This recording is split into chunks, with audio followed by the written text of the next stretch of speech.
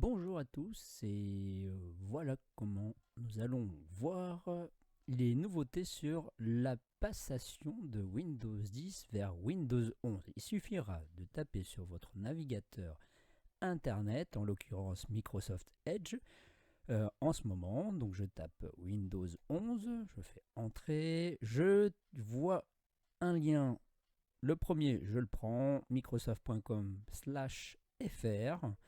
Et je m'aperçois que toutes les infos y seront, à savoir la présentation de Windows 11 avec la barre des tâches qui se trouve en plein milieu au niveau central.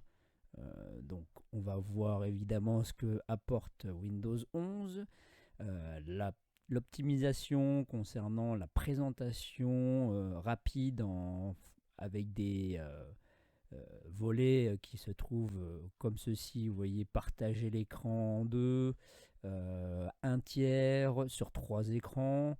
Ensuite, on verra évidemment qu'il y a aussi également une volonté de Microsoft de proposer aux utilisateurs Microsoft Windows de rapidement prendre la parole sur des logiciels de connexion Internet, vidéo, visiophonie, comme Microsoft Teams et bien d'autres. On peut en rajouter bien d'autres évidemment. Le contenu, suivant l'organisation sous forme de widget, oui, effectivement, en ce moment, c'est vraiment la mode des widgets. On s'aperçoit que Apple le fait, Google le fait depuis fort longtemps. Donc voilà. Et une volonté de Microsoft de présenter les choses vers le Game Pass. On sait pertinemment que le Game Pass, c'est une solution pour les gens de découvrir des jeux, tout simplement, avec des nouveautés. On passe vers le dématérialisé. Plus c'est fini, on ne remplit plus les étagères avec les jeux vidéo, et puis en même temps ça coûte un certain prix.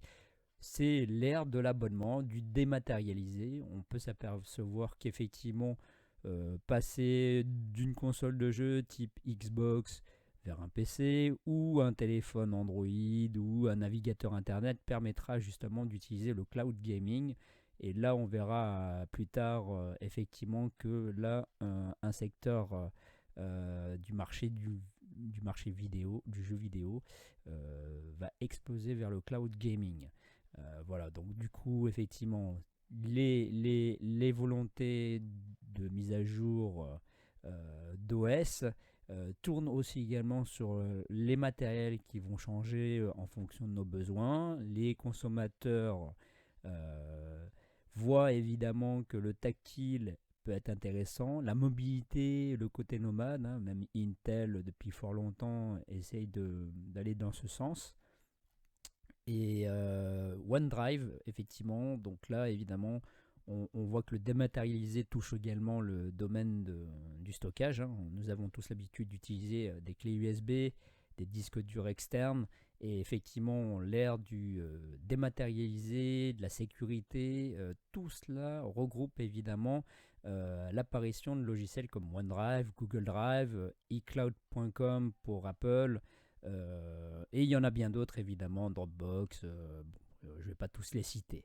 En ce qui concerne la vérification de la compatibilité sur vos produits, en tout cas concernant votre ordinateur PC équipé de Windows 10 par exemple, ou bien avant, mais voilà, il s'agira juste simplement d'aller sur www.microsoft.com/fr-fr/windows/windows-11, et vraiment en bas de page vous avez la possibilité de vérifier au travers d'une application. Donc il suffira juste de télécharger cette application qui s'exécutera et qui vérifiera absolument la compatibilité vers la nouvelle version de Windows 11 qui sera disponible dans les magasins spécialisés à partir du 5 octobre.